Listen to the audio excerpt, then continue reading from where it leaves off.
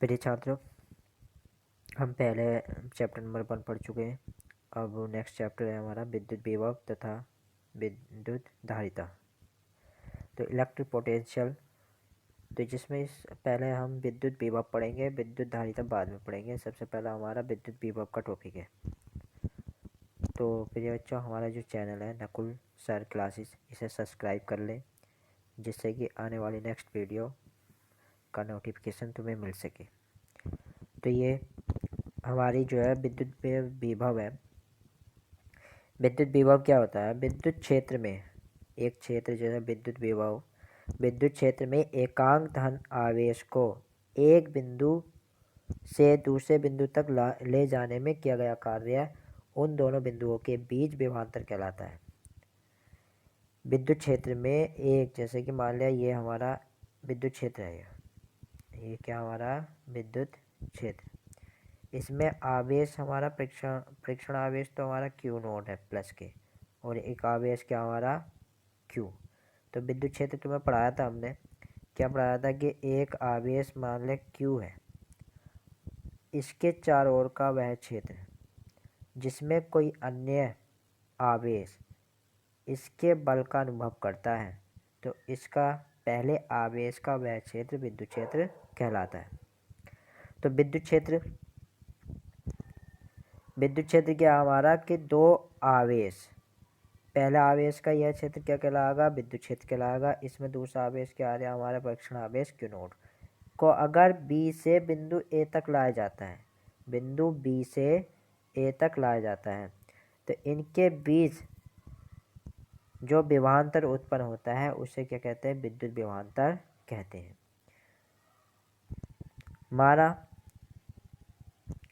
माना परीक्षण आवेश क्यू नॉट को बिंदु बी से ए तक लाने में किया गया कार्य क्या हो? डब्ल्यू हो, तब इन बिंदुओं के मध्य उत्पन्न विभवांतर क्या होगा? वी ए माइनस के बी वी बराबर डब्ल्यू बटे क्यू नॉट। तो याद रखें कि क्या होगा कि विद्युत क्षेत्र में किसी परीक्षण आवेश को किसी एक बिंदु से दूसरे बिंदु तक ले जाने में किए गए कार्य को विद्युत विभवांतर कहते हैं। विद्युत विभवांतर का मात्रक क्या होता है? जूल प्रति कूलम, या इसे क्या कहते हैं? वोल्ट कहते हैं, जो कि यह मात्रक कैसा है? ऐसा ही मात्रक है। विद्युत विभवांतर कैसी राशि है? अदिश राशि है। क्यों? क्योंकि B बराबर क्या? डब्ल्यू बटे क्यू नोट। कार्य कैसी राशि है? अदिश। और नीचे आवेश कैसी राशि है? यह भी अदिश। तो कुल मिलाकर दोनों राशि क्या हो गई? अदिश होगी। तो इसीलिए विद्युत विभव भी एक क्या हमारी अदिश राशि है। विद्युत विभव, अब आते हैं विद्युत विभव पे, कि विद्युत क्षेत्र के किसी बिंदु पर विभव एक परीक्षण आवेश की मात्रा की निष्पत्ति के बराबर होता है। यानी कि B बराबर डब्ल्यू बटे क्या होता है? Q note. कि किस बिंदु विद्युत क्षेत्र के किसी बिंदु पर विभव एक परीक्षण आवेश की मात्रा की निष्पत्ति के बराबर होता है। अर्थात दूसरी लैंग्वेज में अगर बात करें, जिसमें इसमें नोट नहीं करी, क्या होगा कि किसी बिंदु आवेश को अनंत से, किसी बिंदु आवेश को अनंत से लाने में किया गया कार्य विद्युत विभव कहलाता है। तो विद्युत विभव की उत्पत्ति देखते हैं कि ये किस तरह से हमारा आता है। यह चित्र के पर ध्यान देंगे हम सबसे पहले कि एक आवेश हमारा क्यू नोट, इसका ये विद्युत क्षेत्र हो गया। इसमें एक परीक्षण आवेश क्यू नोट ये बाहर की ओर रखा हमारा बिंदु बी पर, तो ये बिंदु ए है। अब बिंदु बी जो है हम इसे कहाँ पर मान लें? अनंत पर मान लें, सपोज इनफाइनाइट पर मान लें। इनफाइनाइट से बिंदु ए तक लाना है। कहाँ तक लाना है? ए तक। तो बिंदु अनंत से किसी बिंदु तक लाने में किया गया कार्य क्या कहलाता है? उसका विद्युत विभव कहलाता है। तो हमारा क्या हो गया? यह बिंदु बी जो है अनंत पर स्थित है, तो बी ए माइनस के बी बी बराबर डब्ल्यू बटे क्यू नोट। ये हमने विभवांतर में अभी पढ़ा है, पीछे क्या पढ़ा? विभवांतर। तो हमारा विभवांतर हो गया। जबकि बी बी बराबर जब अनंत पर है बिंदु, तो इस पर जो विभवांतर होगा वो शून्य होगा। तो किंतु इसलिए हमने क्या कर दिया, बिंदु बी पर विभवांतर शून्य कर दिया, तो ये हो गया 0। तो बराबर क्या है, डब्ल्यू बटे क्यू नोट। तो वी ए बराबर डब्ल्यू बटे क्यू नोट आता है। तो इसे हमने क्या कहा कि जो विद्युत विभव होगा वी बराबर डब्ल्यू बटे क्यू नोट होगा। अब इसके मात्रक की बात कर लेते हैं। ऊपर क्या है डब्ल्यू, तो डब्ल्यू का मात्रक कार्य, कार्य का मात्रक जूल, नीचे आवेश, आवेश का मात्रक क्या होता है, कूलाम। तो इसका मात्रक हुआ जूल प्रति कूलाम। तो विद्युत विभव का एसआई मात्रक क्या, जूल प्रति कूलाम, या इसे क्या कहते हैं, वोल्ट भी कहते हैं। तो विद्युत विभव की बीमा, बीमीय सूत्र अधिकतर पूछा जाता है एग्जाम बोर्ड में। मोस्ट, ये जो टॉपिक हम पढ़ा रहे हैं ये मोस्ट इम्पोर्टेंट है। ये अधिकतर बोर्ड में प्रत्येक वर्ष या तो इसे सवाल पूछा जाता है या इसके डेफिनेशन या बीमा सूत्र विकल्प में, सबसे ज़्यादा विकल्प में बीमीय सूत्र अधिकतर पूछा जाता है। तो इसका बीमीय सूत्र मैक्सिमम याद करना चाहिए। जैसे कि चैप्टर नंबर 1 में जो बीमीय सूत्र है वो निर्वात की विद्युतशीलता का मोस्ट है, और बल का तो आम बात है, एक छोटा सा है, उसे तो वैसे याद कर लेंगे। तो दूसरा क्या है, विद्युत क्षेत्र की तीव्रता का, ई का, एप्सिलॉन नोट का, और तुम्हारा विद्युत द्विध्रुव गुण इसमें नहीं इतना मोस्ट है। सबसे ज़्यादा मोस्ट हमारा अब आता है विद्युत विभव, विभव का बीमीय सूत्र। ये इन तीन का तो सबसे ज़्यादा तुम्हें याद रखना है, क्योंकि मैक्सिमम बोर्ड में इन्हीं से रिलेटिव क्या पूछा जाता है, बीमीय सूत्र पूछा जाता है। तो विद्युत विभव की बीमा, अब बीमा सूत्र हमने फर्स्ट क्लास में जैसे कि हमने डिटेल में पढ़ा था। अब यहाँ थोड़ा सा मैं समझा दूंगा, बल्कि पर ध्यान रखेंगे कि यहाँ इस तरह से कि याद करना हमें, और सॉल्यूशन रटना नहीं है, समझना है। समझ के तैयार करेंगे तो जल्दी तैयार हो जाएगा। विद्युत विभव का पहले तो मात्रक याद होना चाहिए, क्योंकि बी बराबर क्या होता है, डब्ल्यू बटे क्यू नोट। अब यहाँ से हम इसका पहले तो मात्रक फाइंड करेंगे। क्या हमने देखा कि डब्ल्यू, डब्ल्यू क्या होता है, कार्य, और कार्य का मात्रक क्या होता है, जूल। और नीचे क्या, आवेश, आवेश क्या, क्यू नोट, और क्यू नोट का मात्रक क्या हो गया, कूलाम। तो इस तरह से विभव का जो मात्रक आया जूल बटे कूलाम आया। अब जूल जो होता है कार्य, कार्य बराबर क्या होता है, एफ इंटू एस, यानी कि एफ क्या हमारा बल, बल का मात्रक क्या होता है, न्यूटन, बल का मात्रक हो गया न्यूटन। और एस क्या हमारा, दूरी, तो दूरी कितनी है हमारी, मीटर, तो यह हो गया हमारा एम। तो मीटर को एल से शो कर देते हैं, वैसे यहाँ पर हमने एम लिख दिया, कोई बात नहीं। अब आगे देखते हैं। इस तरह से जूल का जो मात्रक हो गया हमारा, ऐसा ही मात्रक इसका जूल का, न्यूटन गुणा मीटर, ठीक। तो नीचे जो कूलाम है, कूलाम क्यू बराबर क्या होता है, आई टी। अब आई क्या है, धारा है, धारा का मात्रक क्या होता है, एम्पियर। टी क्या है, समय, समय का मात्रक क्या होता है, सेकंड। इस तरह से कूलाम को हम क्या लिख सकते हैं कि कूलाम को सी से रिप्रेजेंट करके, कूलाम जो होता है हमारा एम्पियर ए से, और मल्टीप्लाई समय टी, यानी कि इसकी जो बीमा हमारी, अगर कूलाम की बीमा की बात करें तो हमारा एम्पियर को शो करेंगे ए से, और समय को शो करेंगे टी से। तो क्या आएगी इसकी बीमा, ए टी।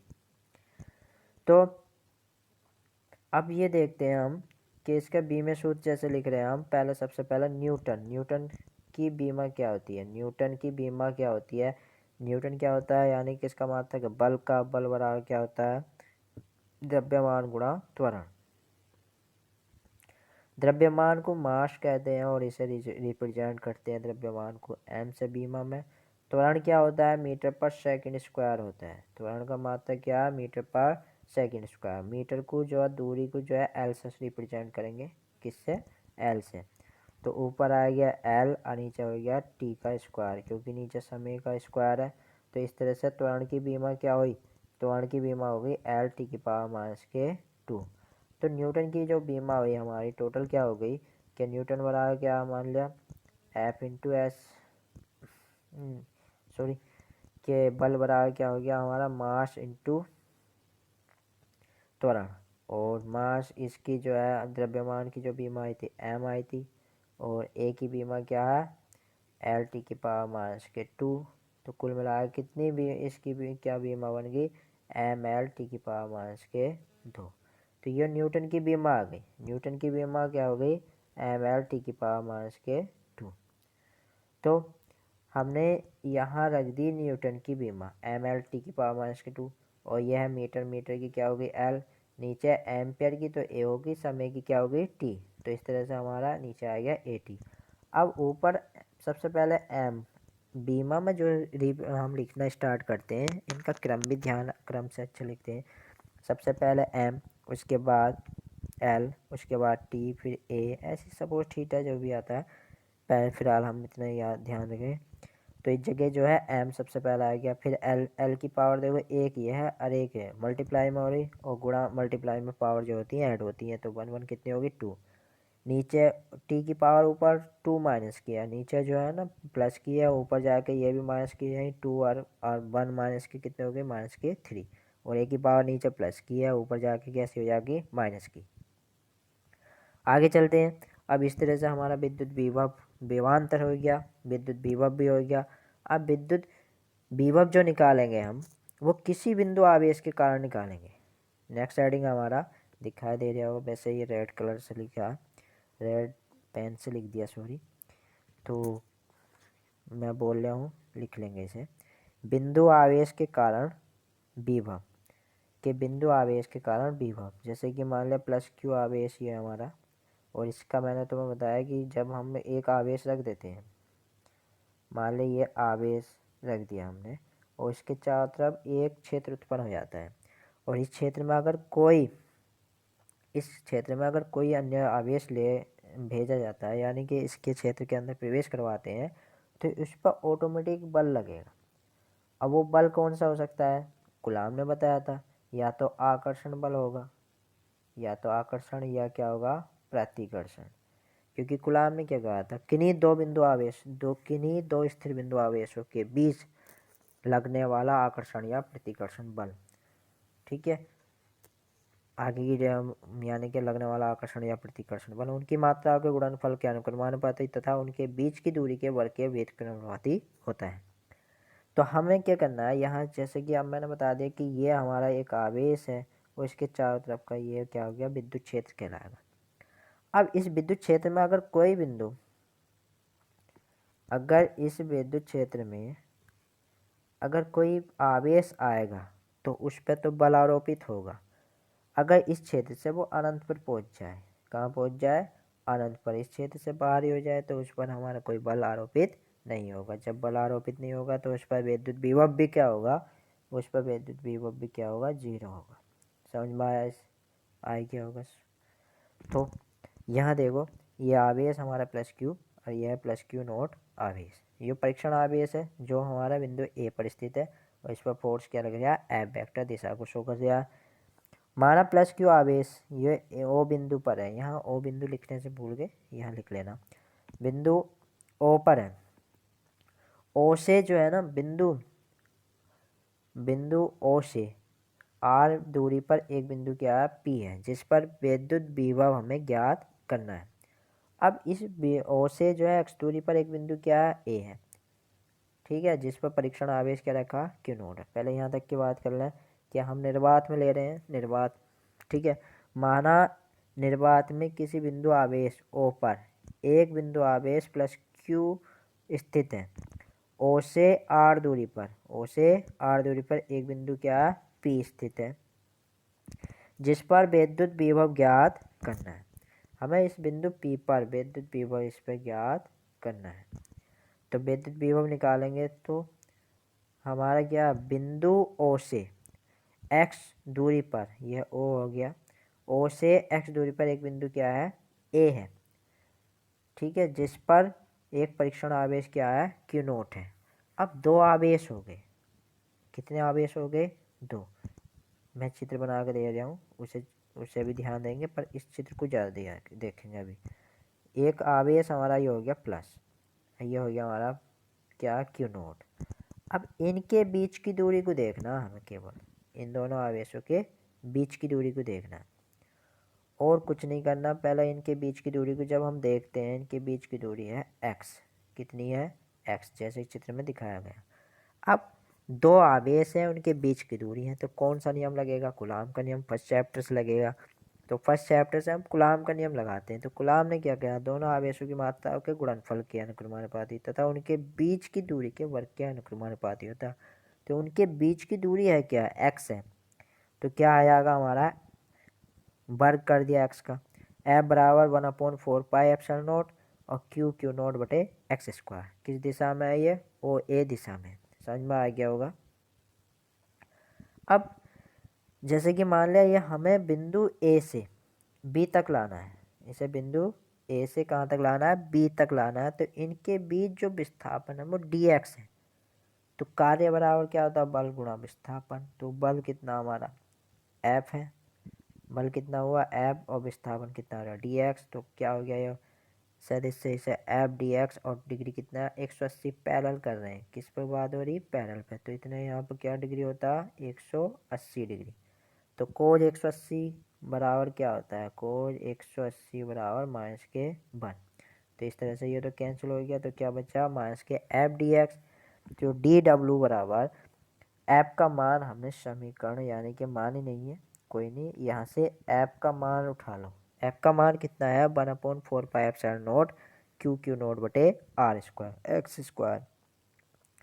तो हमने यहाँ रख दिया मान एफ का -के 1/4 pi epsilon not Q not बटे एक्स स्क्वायर और डी एक्स।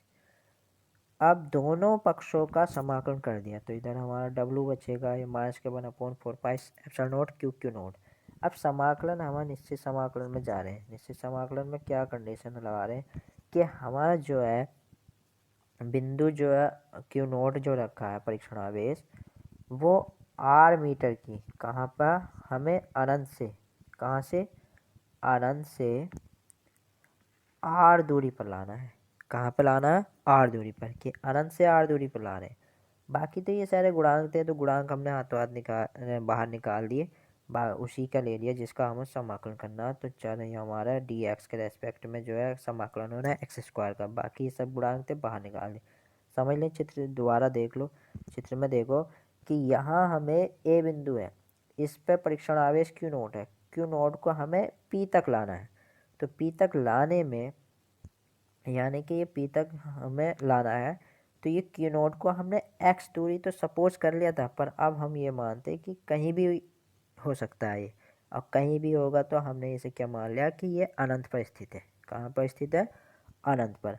और अनंत से कितनी दूरी पर लाना चाह रहे हैं? क्योंकि रेस्पेक्ट में आर दूरी पर, अनंत से आर दूरी पर। तो इसलिए हमने जो लिमिट्स ली है वो अनंत से आर ली है। तो हमारी जो लिमिट्स आ गई अनंत से आर आ गई, तो डी एक्स बटे एक्स स्क्वायर आ गया। तो डब्लू बराबर, ये हमने ऐसी गुणांक ऐसी लिख लिए। अब जब समाकलन करते हैं हम, समाकलन जो करेंगे, पहला समाकलन देख लें, लिमिट्स बात को देख लेना।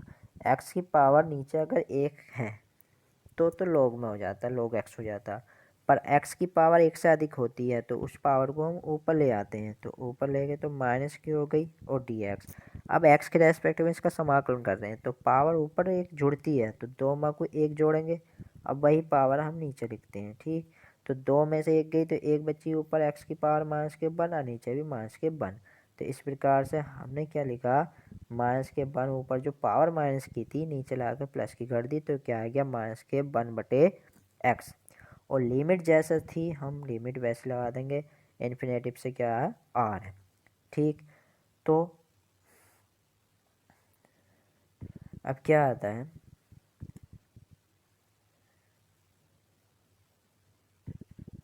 फिर आगे चलते हैं। आगे जो है इस प्रकार है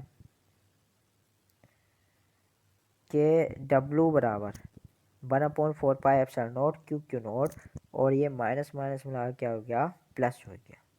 माइनस माइनस मिला क्या हो गया? प्लस। तो इस तरह से चिन्ह हमारा प्लस का आ गया। और यहाँ बचा 1/x, और लिमिट्स इन्फिनेटिव से आर आ गई। तो डब्लू बराबर 1/4 pi epsilon not Q not और 1/, पहले जो है लिमिट्स, जैसे कि समाकलन में क्या होता है, मान लें एफ एक्स है और ये ए से क्या लिमिट, ऊपर अपर लिमिट नीचे लिमिट। तो पहला अपर लिमिट रखते हैं, ऊपर वाली लिमिट रखेंगे, किसके जगह रखना है? केवल एक्स की लिमिट है तो एक्स के पहले इस पर रखेंगे। तो एफ भी हो गया माइनस, फिर चिन्ह के बीच में आता माइनस, फिर एफ की एक्स की जगह हम लिमिट रखेंगे तो ये आ जाएगा हमारा ए। तो इसी तरह से हमने क्या करा, पहले एक्स की जगह आर रखेंगे। तो 1 तो ऊपर ऐसी है, नीचे एक्स की जगह आर रख दिया, तो 1/r हो गया। फिर चिन्ह क्या आएगा? माइनस, माइनस लगाया। फिर नीचे वाली लिमिट जो हमारी इन्फिनेटिव है, तो 1 के बटे में हमने x की जगह इन्फिनेटिव रख दिया। तो आगे क्या हुआ कि 1 जैसे इन्फिनेटिव का अगर उल्टा करते हैं, इन्फिनेटिव का उल्टा करोगे तो इन्फिनेटिव का उल्टा क्या होता है, 0 होता है। तो इसलिए हमने क्या करा, 1/4πε0 ये ऐसी क्यू नोट बटे, यहाँ केवल 1/r बचेगा, ये 0 हो गया तो ये क्या हो गया, कैंसिल हो गया, तो इसे हमने छोड़ दिया। तो ये बचा 1/r, तो मल्टीप्लाई 1 से कर दी, क्यू नोट बटे क्या आ गया, r। ये हमारा क्या आ गया, उनके मध्य क्या गया, कार्य आ गया कि अनंत से बिंदु P तक लाने में क्या गया, कार्य आ गया। अब विभव जो होता है, विभव जो होता है हमारा, वो होता है कार्य बटे आवेश, B बराबर W बटे क्यू नोट। अब हमें जब W का मान पता चल गया तो क्यू नोट बटे में वो कैंसिल हो जाएगा। तो हमने क्या करा, समीकरण 1 से विभव, पहला विभव लिखा, फिर W का मान रख दिया 1/4πε0 और क्यू नोट बटे r²। अब क्यू नोट से क्यू नोट क्या हो गया, कैंसिल हो गया, तो बचता गया 1/4πε0 और इंटू में क्यू बटे r, और मात्रक क्या होता है, विभव का वोल्ट। तो यह आ गया हमारा किसी बिंदु या बिंदु आवेश के कारण विद्युत विभव। अधिकतर इस पर न्यूमेरिकल्स भी देता है, करवाएंगे हम न्यूमेरिकल्स एनसीईआरटी बुक के भी। और अब बात कर लेते हैं कि ऐसा है कि मान लिया कि आवेश है एक, अब उस पर कोई बिंदु P है मान लिया, और इससे कहीं भी बिंदु हम रख दें, कोई भी अनेक बिंदु, ये नहीं कि एक पे क्लियर करोगे तुम, अनेक बिंदु रख दो इस निकाय में। मान लो ये पॉइंट है और यहाँ एक आवेश रखा है। अब यहाँ बिंदु यहाँ पे भी स्थित हो सकता है, यहाँ पे भी हो सकता है, कहीं भी हो सकता है। सपोज ये P है, अब इस बिंदु, ये हमारा दूरी r ही है, तो इनकी सबकी दूरी अलग अलग होगी, इसकी Q1, इसकी Q2 मान लो आवेश, इसके Q3, इसका Q4। तो ऐसी दूरी इसकी r1, इसकी r2, ऐसी r3 और इसकी r4, सभी दूरी ऐसी हम सपोज कर लेंगे। तो अब एक निकाय हो गया ये। तो अनेक आवेशों के कारण किसी निकाय पर विद्युत विभव हमें ज्ञात करना है। तो वो क्या हमारे नेक्स्ट हेडिंग है कि आवेशों के निकाय के कारण विद्युत विभव। अब ये हमें ना जैसे चित्र ऊपर दिखाया था सेम वैसे ही, थोड़ा सा वहाँ जा अच्छा समझ में आ गया हो, या तो यहाँ देख लो, यहाँ पे देख लो सभी क्या है हमारा, ये P बिंदु पॉइंट हो गया, ये हमारा O बिंदु है जिस पर आवेश रखा है Q पर। यहाँ पे एक Q1 आवेश, फिर Q2, फिर Q3, फिर Q4, फिर Q5। ठीक है, ये इस तरह से हमारा ये आवेश हो गए। इसी प्रकार से Q1 की जो दूरी है, Q1 की जो दूरी है वो R1, इसकी R2, Q3 की R3 और इसकी Q4 की R4 और Q5 की R5। किससे है, बिंदु P से है, इनके रेस्पेक्ट में, यानी कि स्थिति सदिश जो है ना P से है। अब हमने ये डिटेल जैसा अब चित्र में समझाया वैसे हमने लिखी है। माना अनेक बिंदु Q1, Q2, Q3, Q4, Q5 हैं जिनकी P से स्थिति सदिश R1, R2, R4, R5 ऐसी डैश डैश समथिंग है। तो Q1 आवेश के कारण बिंदु P पर विभव क्या होगा, वही होगा V1 बराबर 1/4πε0 Q1 बटे R1। इसी प्रकार B2 पर निकालेंगे तो आवेश जो है Q2 हो जाएगा, दूरी R2 हो जाएगा, ऐसी Q3 निकालेंगे ये Q3 हो जाएगा, नीचे R3 हो जाएगा, ऐसी B4, ऐसी समथिंग निकालते रहेंगे। तो हम क्या करेंगे, अतः सभी आवेशों के कारण बिंदु P पर परिणामी विद्युत विभव। तो चारों तरफ से सभी पर बिंदु P पर जो विभव डलेगा वो टोटल एक डलेगा। तो V बराबर V1 plus V2 plus V3 plus V4, सभी का हमने मान रख दिया और इनमें सभी में गुणांक क्या 1/4πε0। तो यहाँ क्या बचेगा Q1 बटे R1 प्लस Q2 बटे R3 प्लस के डैश डैश, सब कुछ समेसन लगा दिया, समेसन मतलब योग हो गया। तो इस तरह से B बराबर क्या आ गया 1/4πε0 समेसन I बराबर 1 से लेकर n तक इन्फिनिट, जितने भी कण रखने चाहो 10, 100, 20, 50 जो भी जितने भी हो, तो उसका सभी का सोल्यूशन इससे निकल सकता है विद्युत विभव का। तो सभी के समझ में आया होगा, नहीं आया तो दोबारा इस वीडियो को रिपीट करके देख लेना। अगर कोई कमी रह गई हो तो हमें नीचे एक मैसेज के थ्रू ही बता दें। और जिसे पीडीएफ चाहिए तो हमारे टेलीग्राम चैनल से नकुल सर क्लासेस टेलीग्राम से जुड़ सकते हो, तो जिससे कि उसमें पीडीएफ आपको मिल जाएगी इसी की, और आप इस वीडियो के थ्रू अच्छी नॉलेज। और जैसे कि आप मानते हैं लॉकडाउन में, अब लॉकडाउन है, लॉकडाउन में सरकार ने क्या कहा कि सभी ऑनलाइन पढ़ेंगे। अब जब ऑनलाइन पढ़ेंगे तो दिक्कत तो यह है कि ना पढ़ोगे, नहीं पढ़ोगे तो सरकार तो एग्ज़ाम जो है टाइम पर करवाएगी। क्यों? क्योंकि सरकार ने कह दिया कि सेशन अप्रैल से हो गया, अप्रैल से हम तुम्हारी पढ़ाई ऑनलाइन करवा रहे हैं। अगर वो सेशन जुलाई से भी स्टार्ट करते हैं तो हमारे जो बच्चे 2 महीने से पहले स्टडी कर रहे हैं, अगर तुम स्टडी नहीं करोगे तो तुम पीछे हो जाओगे, वे आगे हो जाएंगे, उनका सिलेबस कंप्लीट हो जाएगा तो वो रिवाइज में लगेंगे, तुम्हारा सिलेबस पीछे रह जाएगा तो तुम क्या करोगे? तुम बाद में सिलेबस के लिए ही दौड़ लगाओगे कि पहले सिलेबस करें बाद में रिवाइज करेंगे, तो तुम्हारे पास रिवाइज करने के लिए वो टाइम कम रह जाएगा।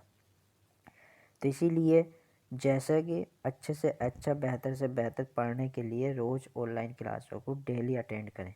और जब डेली अटेंड करोगे तो कुछ ना कुछ इससे सीखोगे। तुम्हें कोई वर्क नहीं है इस टाइम घर पे रहकर, कोई वर्क होता तो तुम वर्क करने के लिए हाँ ये है था कि सर हमें वर्क है तो हम इस कार्य को नहीं कर सकते,